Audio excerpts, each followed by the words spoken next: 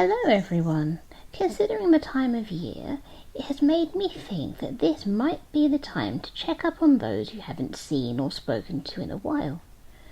Just make sure they're above ground, you know?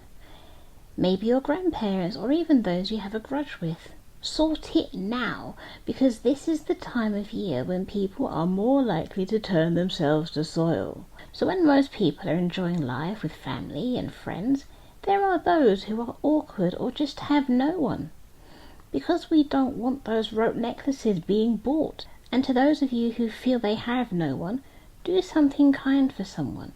Anyone. And if you feel you have no one, try mending what you had. Maybe check on that neighbour that's always grumpy. Why are they always grumpy? Are they in pain? If so, can you do something to help? Do you have a car? Could you help them get their groceries? Or if not, could you help them across the road safely? Or maybe they lost their spouse. Can you be a listening ear? You might get a rude or grumpy response initially, but can you look past that exterior? This time of year might be hard for them, and every time it comes around, they might remember the good times they had with them, only to remember that they're not here anymore. And if no one shows that they care, they might become grumpy and bitter. Now that's not your fault, but this might be a way to make them feel better, because this might be the year they might be considering that rope necklace. But if you go around there, you might still get a grumpy response of, "What do you want?"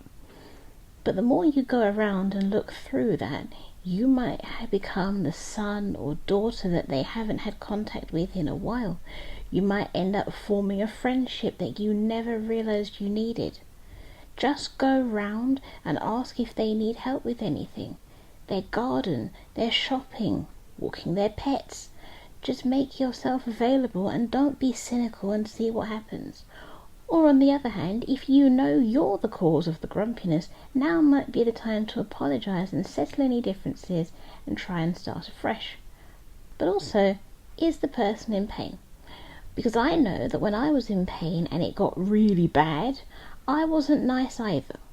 Granted, I was a child, but between the ages of 7 to about 12, I was very grumpy too, and I couldn't explain it to anyone because of my autism, which made me even more miserable and very snappy, and I was diagnosed at 13.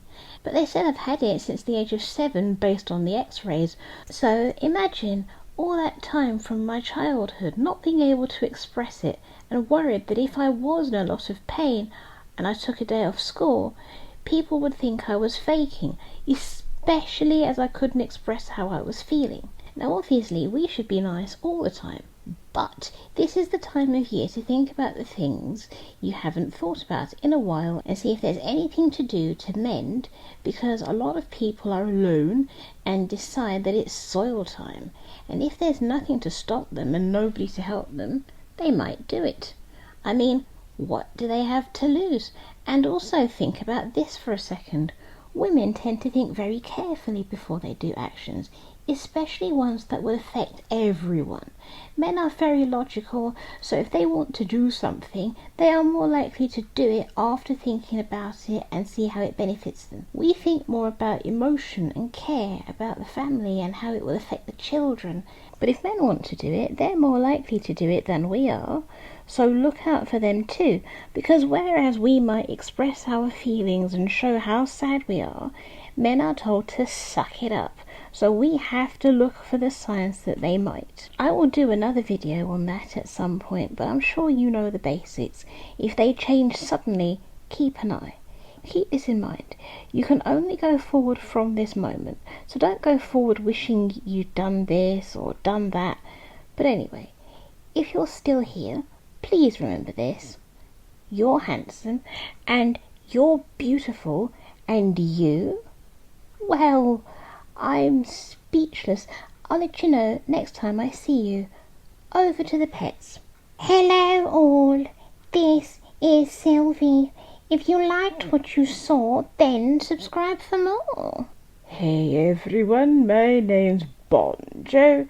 If you enjoyed yourself, then give it a thumbs up and share it with all your friends.